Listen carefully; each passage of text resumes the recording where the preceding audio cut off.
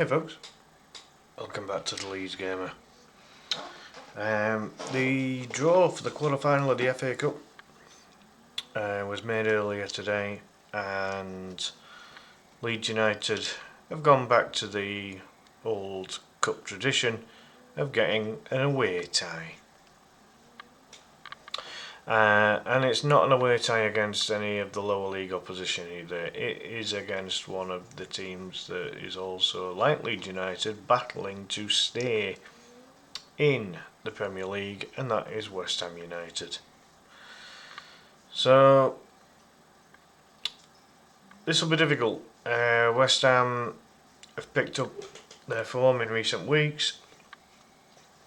As you can see on the Premier League table there, they are only 3 points behind Leeds and have only lost one game in the last 5, with 2 wins and 2 draws in there.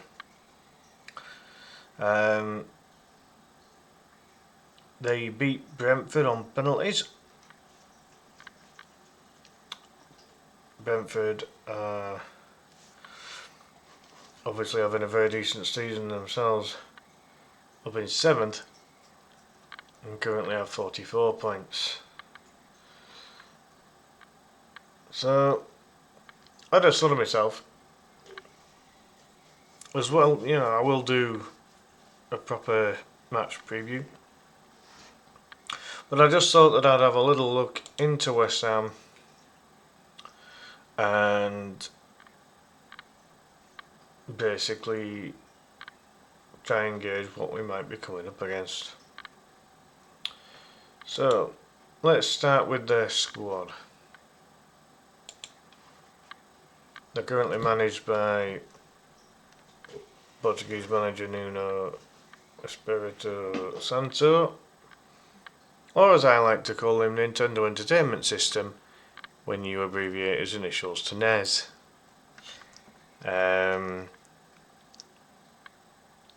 They currently have 40-year-old Lucas Fabianski on the books. He's only a year younger than me, for Christ's sake.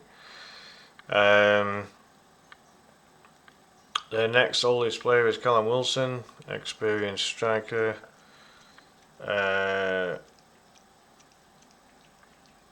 got Fulkrug, who, again, another experienced player, the German striker.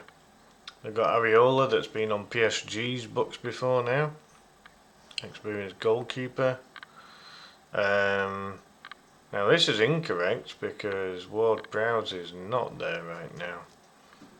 You see, I didn't think that Fulkrug was still there. I think Fulkrug's gone. So this list here on FotMob is not overly accurate. So that sucks, because Ward-Prowse has gone on loan to Burnley.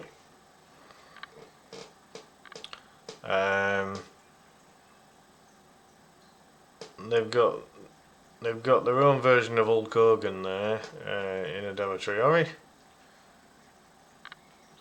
Some of the biggest arms in world football. Former Burnley player Maxwell Cornet, but again I could swear he ain't there yet. Oh, he's not there right now, surely. Jared Bowen. I only found out earlier today that he's actually 29. He's older than I thought he was. He's still their main talisman, really. Certainly one of their most important players. They've got Kyle Walker-Peters, the former Southampton fullback. They've got Max Kilman, former Wolves centre-back. Don't know anything about this Edson Alvarez. Wan-Bissaka, former Crystal Palace fullback. Mavropanos. I don't know whether this guy was formerly on Arsenal's books before now. I could be wrong. And again, I think Disasi's... Oh, hold on a minute. Now, has Disasi gone on loan to West Ham, or has he gone on loan from West Ham? I think he's gone on loan to West Ham. I'm hoping I've got that right. Castellanos, he's one of new strikers that joined in January, if I remember right. Todibo, now for the most part, he's had a dodgy season as Todibo. He didn't look right good. Certainly not when Leeds played West Ham a little while back. Hermansen, former Leicester goalkeeper, he started the season with a freaking nightmare of performances. Got dropped. And I don't know whether Areola's still got the #1 shirt over Hermansen. But if he hasn't, then maybe Hermansen's back in goal again. But it is what it is with him. Former Leeds winger Crescencio Somerville, he's just recently started hitting form, so this is really bad time for him to hit form. He's going to be facing his former club very soon. Freddie Potts, I believe he's the son of former West Ham defender Steve Potts, possibly. If I've got the facts right there, maybe, possibly. Magassa, don't know anything about him. Pablo, I think he's the other one they've got on or the other one that they got in January. I didn't realise he was actually that young. Just 22. Don't know anything about Junior Robinson. Fernandez, he was expensively bought from Southampton, if I remember rightly. But he's started playing well for him now as well. Don't know anything about Casey or Marshall. And then Malik Diop. I didn't realise Malik Diop was only 21. But apparently he's started... Well, apparently he's become quite good for him as well. So got some decent players in there. I think it's lacking a little bit in certain areas, but there's maybe 3 or 4 players in this list that do stand out as being pretty good. Leeds will have to be at the best to beat them, mostly because of the form that they're in. Really, let's have a look at their fixtures. So recently, they conceded a lot against Liverpool. That can happen. That's no disaster for them really. Narrowly beat Fulham, London derby. Just beating Brentford on penalties. They've got they've got Manchester City next, which is not going to be easy. Away to Villa. Villa's forms dropped like a bloody stone. And if we look at this, they've basically got near enough a week before they then face Leeds. So, a couple of tricky fixtures. I mean, as I said, the Manchester City one should be very difficult. The Villa one, if it depends what version of Villa turn up. But all being well, hopefully Manchester City and Aston Villa can dent West Ham's recent confidence and just possibly give my club Leeds a little bit of belief going into the fixture. But recent results before that, look at that, unbeaten in this little stretch here. Beating Burnley, which you'd expect, drawing with Manure, only narrowly beaten Burton in the cup, and then drawing with Bournemouth. Before that they narrowly lost to Chelsea, but then before that they beat Sunderland, they beat Tottenham, everyone beats Tottenham. Beat QPR in the cup. Quite a few London games going on, isn't there? And I'm not just on about the fact that West Ham play in London. I mean, there's quite a few London derbies going on. Those 2 losses is where it was all a bit shit for West Ham. And this was the point where it looked as if they were probably on verge of, there was no way for them to get out of the relegation zone at all. Losing 3-0 to Wolves and 2-1 to Nottingham Forest, who were 2 of the relegation rivals, was just, that wasn't the way to go for West Ham. But picking up, win, draw, win, draw.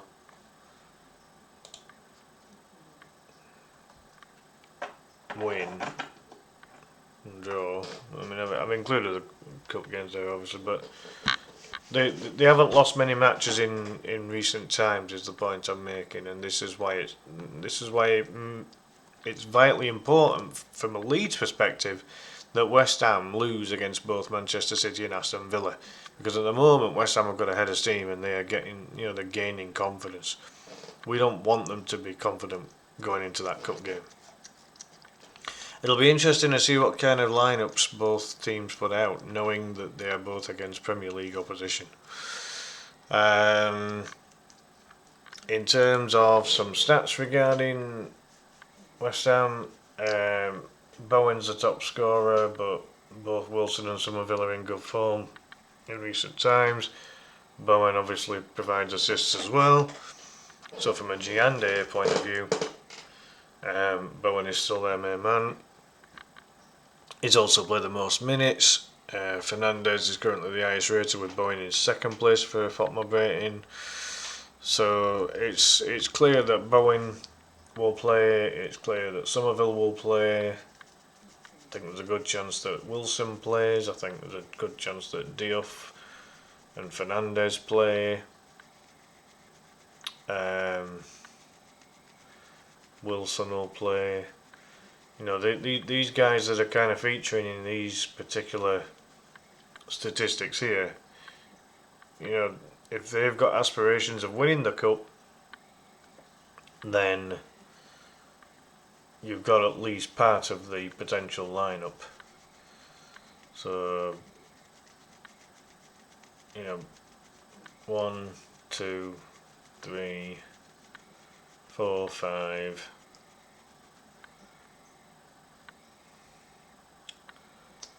Yeah, you've got 5 members of the lineup right there, haven't you? I'd be amazed if those 5 didn't start against Leeds. But then again, it makes you wonder what's going to happen with the lineups against Manchester City and Aston Villa. But they do have that week. They've got 6 days, so that's enough time, for people to recover, isn't it? So there's your 6th member, Souček. He's experienced as well, isn't he? So chances are he'll play. This is if they're all available, of course, and not injured or suspended. You then have to include probably Mavropanos and Walker Peters being in the mix there. Can't include Paqueta, he's gone. So yeah, no Paqueta anymore. Maybe a possibility that Potts starts.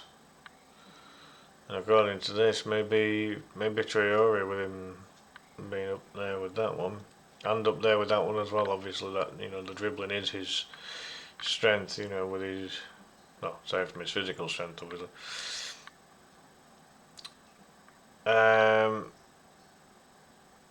And then Oliver Scholes, the youngster, has gained a penalty now. But I didn't see him in that lineup though. Maybe he's gone out on loan or something.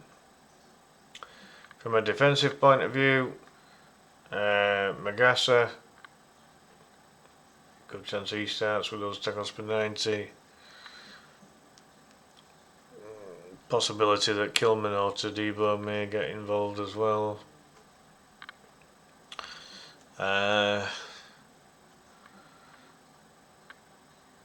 And then it's a toss-up between the 2 goalkeepers, isn't it?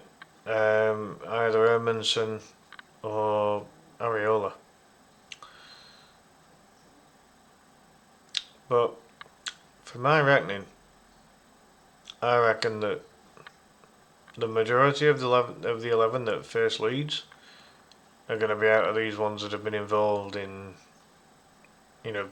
getting the best of these stats. So I think we might get an idea of what we might be up against there.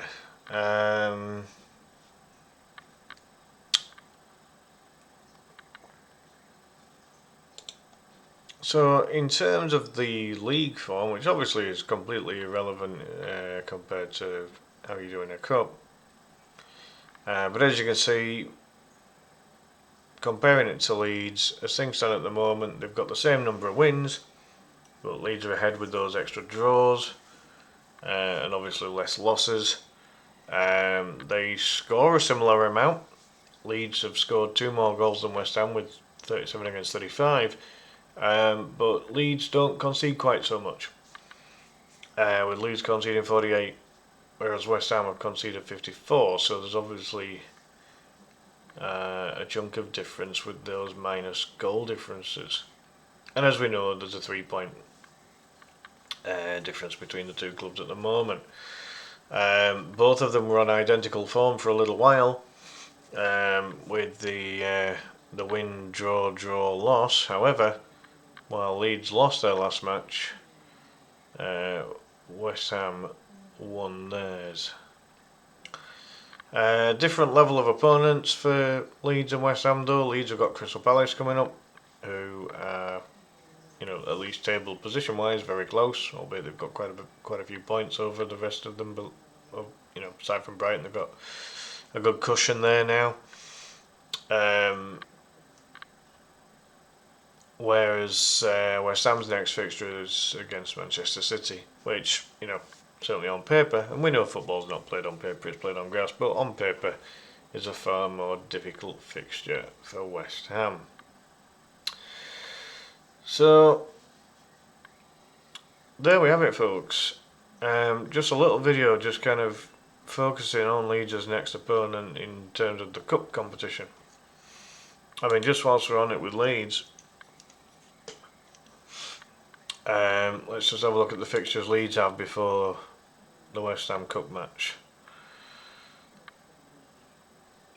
So, as we discovered, West Ham have got 2 teams that are vying for Champions League places.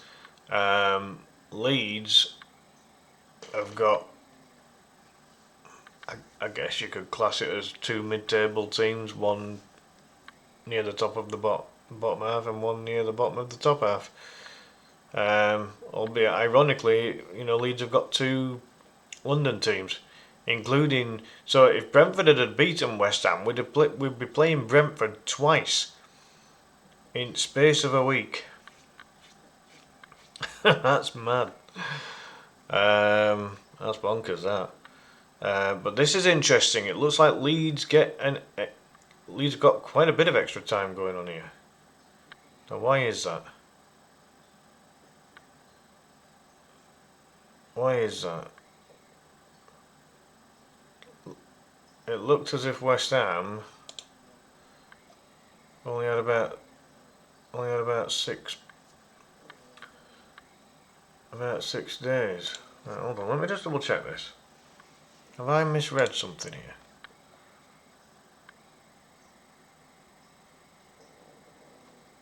"22nd of March." Oh no! It is about the same. Just minus 1 day. So Villa have got 6 days, and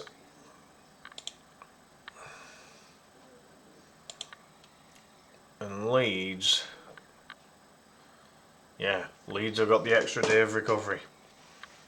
That could be very useful for Leeds, that. Especially due to the fact that Leeds are at home against Brentford, so they will have to travel down. But they've got an extra day to do that. So maybe it evens out, because one of those days is obviously travelling for Leeds, whereas West Ham won't have to travel anywhere. And actually, it don't really count for much, does it? Because that's a night game at Ellen Road, is that? Yeah, so that extra day won't really count for anything. Okay. I just noticed the difference initially. So there we have it, folks. I'm gonna say Leeds can qualify for the semi-final with a 2-1 win. That's my prediction. Going to be tight, going to be tough, but I think Leeds can do it. A lot's going to depend on what lineups both clubs put out on the day. But before that, obviously, both teams have 2 league matches to overcome before they face each other in the cup. And as we already know, Leeds and West Ham face each other in the league on the final day of the season, at which point both clubs will be hoping that they are both out of the relegation zone and that Tottenham Hotspur are in 18th instead and can't be caught. Sorry, Jamie O'Hara. Nothing against you, fella. I just want to see the rich 6 become the rich 5. I'm going to leave it there, folks. Do please subscribe to the channel if you haven't already. Please hit the notification bell so that you don't miss any future content. And do please like and hype the video. In the meantime, have a good one. See you next time. Bye for now.